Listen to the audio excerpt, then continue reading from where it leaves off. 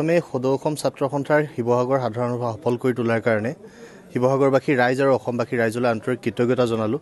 জাতীয় শ্বহীদসকললৈ আমাৰ সেৱা জনালোঁ, শ্ৰদ্ধাঞ্জলি জনালোঁ আৰু তেওঁলোকে দেখাই যোৱা বাটেৰে যাতে জাতীয় জীৱনক শক্তিশালী ৰূপত আগবঢ়াই লৈ যাব পাৰোঁ তেনেকুৱা পৰিকল্পনাই আগবাঢ়ি যাবৰ কাৰণে আজিৰ দিনটোত সংকল্পবদ্ধ হ'লোঁ। শিৱসাগৰ সাধাৰণ সভা সৰ্বাংগ সুন্দৰভাৱে অনুষ্ঠিত হোৱাৰ পৰৱৰ্তী পৰ্যায়ত প্ৰতিনিধি সভাই আমাক যি দায়িত্ব অৰ্পণ কৰিছে, এই দায়িত্ব অৰ্পণ কৰাৰ বাবে কেন্দ্ৰীয় নেতৃত্বৰ প্ৰতিনিধিবৰ্গলৈ কৃতজ্ঞতা ধন্যবাদ জ্ঞাপন কৰিছোঁ। আৰু আহিব লগা দিনত সদৌ অসম ছাত্ৰ সন্থাক অসমৰ ৰাইজৰ সংগঠন হিচাপে ছাত্ৰ ছাত্ৰীসকলৰ সুৰক্ষিত শৈক্ষিক ভৱিষ্যত, জাতীয় জীৱনৰ সম্পৃক্ত যিবিলাক বিষয় আৰু অসমৰ আৰ্থসামাজিক উন্নয়ন, নিবনুৱাসকলৰ সুৰক্ষিত যি অৰ্থনৈতিক ভৱিষ্যত, এই সকলোবিলাক দিশত সদৌ অসম ছাত্ৰ সন্থাই কাম কৰিব। অসমত থকা বিভিন্ন জাতি, ধৰ্ম, বৰ্ণ, ভাষা, জনজাতি সকলোৰে সমিলমিলেৰে সংমিশ্ৰণে সমন্বয়েৰে এক অসম গঢ়িবৰ কাৰণে সদৌ অসম ছাত্ৰ সন্থাই কাম কৰিব। আৰু সদৌ অসম ছাত্ৰ সন্থাৰ সাংগঠনিক কৰ্মপন্থা যিধৰণে আগবাঢ়িব তাৰ সমান্তৰালভাৱে জাতীয় জীৱনৰ কাৰণে সদৌ অসম ছাত্ৰ সন্থাই কিখিনি কৰিব লগা আছে, যদি কিবা বাকী ৰৈ গৈছে ৰাইজৰ অভিভাৱকত্বৰে সেই কাম কৰিবৰ কাৰণে আমি প্ৰতিশ্ৰুতিবদ্ধ হৈছোঁ। আৰু শিৱসাগৰ সাধাৰণ সভাৰ পৰৱৰ্তী পৰ্যায়ত আছুৱে এক নতুন দিগন্তৰ সন্ধান কৰিছে। আজি শিৱসাগৰবাসী ৰাইজে যি ৰাজহুৱা সম্বৰ্ধনা অনুষ্ঠানৰ জৰিয়তে আমাক মৰম দিছে, স্নেহ দিছে, তেওঁলোকে দিয়া প্ৰতিখন গামোচাৰ প্ৰতিটো উপহাৰ মোৰ কাৰণে দায়বদ্ধতা হিচাপে লৈছোঁ।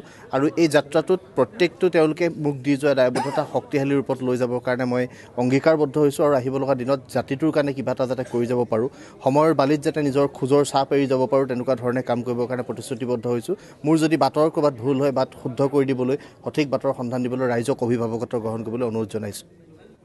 প্ৰথমে সদৌ অসম ছাত্ৰ সন্থাৰ শিৱসাগৰ সাধাৰণ সভা সফল কৰি তোলাৰ কাৰণে শিৱসাগৰবাসী ৰাইজ আৰু অসমবাসী ৰাইজলৈ আন্তৰিক কৃতজ্ঞতা জনালোঁ।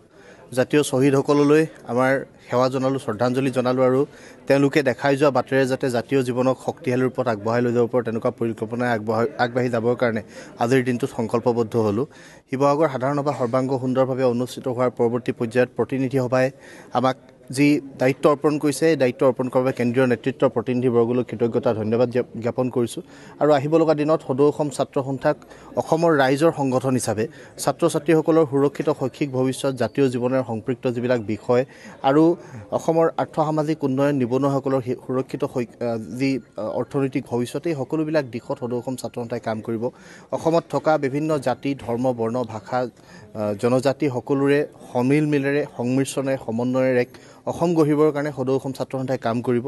আৰু সদৌ অসম ছাত্ৰ সন্থাৰ সাংগঠনিক কৰ্মপন্থা যিধৰণে আগবাঢ়িব তাৰ সমান্তৰালভাৱে জাতীয় জীৱনৰ কাৰণে সদৌ অসম ছাত্ৰ সন্থাই কিখিনি কৰিব লগা আছে, যদি কিবা বাকী ৰৈ গৈছে ৰাইজৰ অভিভাৱকত্বৰে সেই কাম কৰিবৰ কাৰণে আমি প্ৰতিশ্ৰুতিবদ্ধ হৈছোঁ।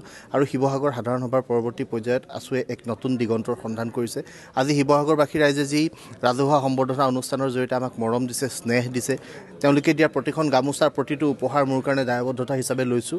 আৰু এই যাত্ৰাটোত প্ৰত্যেকটো তেওঁলোকে মোক দি যোৱা দায়বদ্ধতা শক্তিশালী ৰূপত লৈ যাবৰ কাৰণে মই অংগীকাৰবদ্ধ হৈছোঁ। আৰু আহিব লগা দিনত জাতিটোৰ কাৰণে কিবা এটা যাতে কৰি যাব পাৰোঁ, সময়ৰ বালিত যাতে নিজৰ খোজৰ ছাপ এৰি যাব পাৰোঁ, তেনেকুৱা ধৰণে কাম কৰিবৰ কাৰণে প্ৰতিশ্ৰুতিবদ্ধ হৈছোঁ। মোৰ যদি বাটৰ ক'ৰবাত ভুল হয়, বাট শুদ্ধ কৰি দিবলৈ, সঠিক বাটৰ সন্ধান দিবলৈ ৰাইজক অভিভাৱকত্ব গ্ৰহণ কৰিবলৈ অনুৰোধ জনাইছোঁ।